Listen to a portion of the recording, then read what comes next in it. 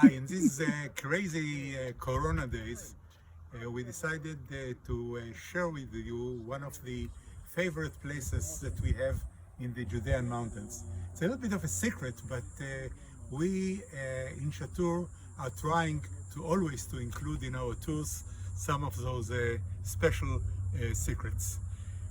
We call this monument the Scroll of Fire. It was made by a very well-known artist named Nathan Rappaport. Rappaport decided to put the monument over here because this is like a platform on the Judean mountains which looks like an altar.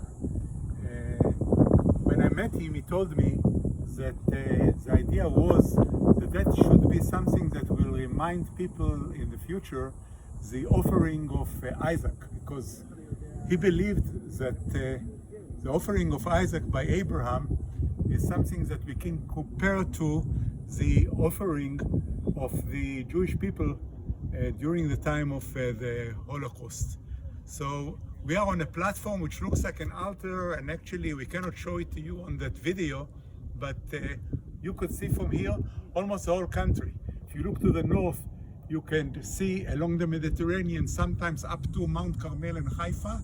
And if you look to the south, you can see in good days all the way up to the city of Ashdod and Ashkelon approaching Gaza. So the location is a very important part of this monument.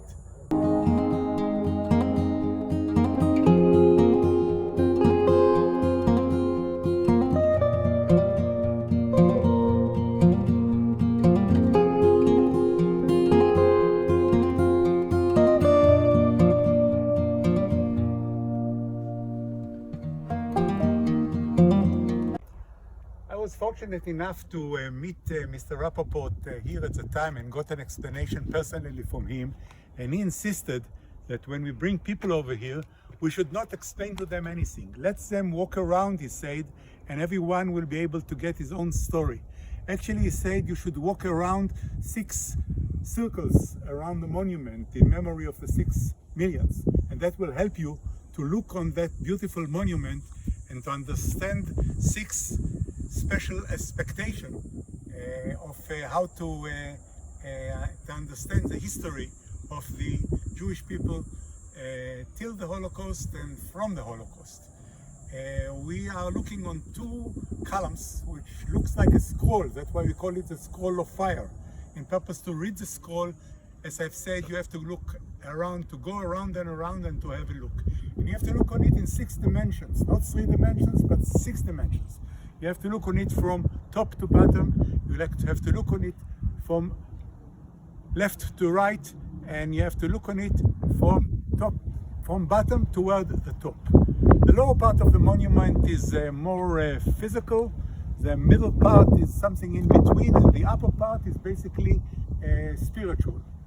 I will try to go shortly through some of the details. Let's see what we'll be able to do while we are here.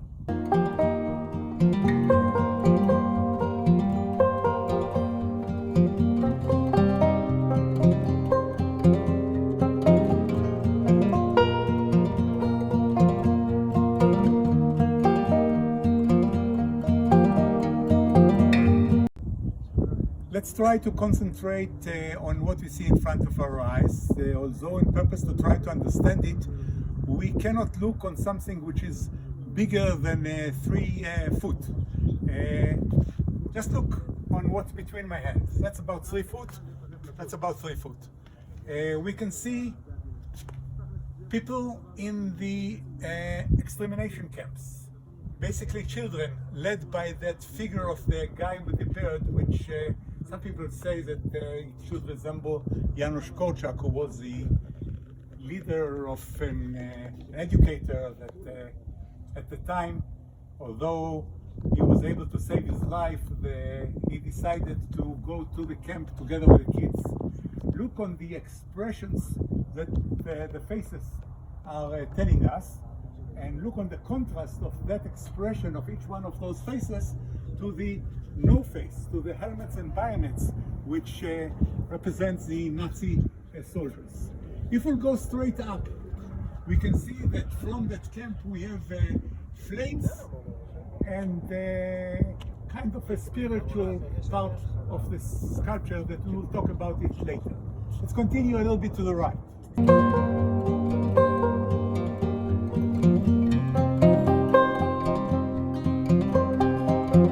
It is a video. We will make a short version explaining shortly about what we see in front of our eyes, and we will prepare also a kind of an presentation with slides where there I'll be able to explain more in details what is possible to learn from the sculpture. On top of the people which are inside the camps, you can see the flames, and above the flames the Nazis' tanks which are being destroyed. And if you go on to the right, you will be able to see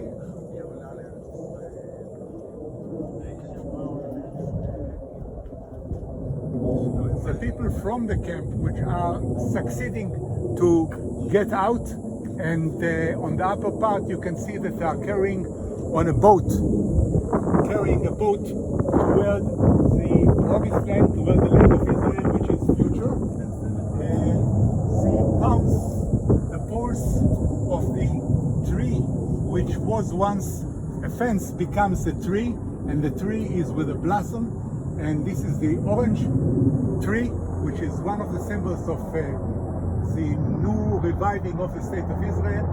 You can see beautifully the hug and the welcome of the Israeli population, which is accepting those people which are coming out from the flames. And we are moving quickly to the second scroll. The second scroll is talking about future. The people from the camps are coming into the country. In the country, they have been welcomed to the Western Wall. They are carrying with them the symbol of the menorah, which was described in Titus Arch in Rome as a symbol of the destruction and the end of the Jewish nation, together with the Israeli flag and together with the angels which are joining the people in the Hora dancing toward the future. And the future is King David, which is accepting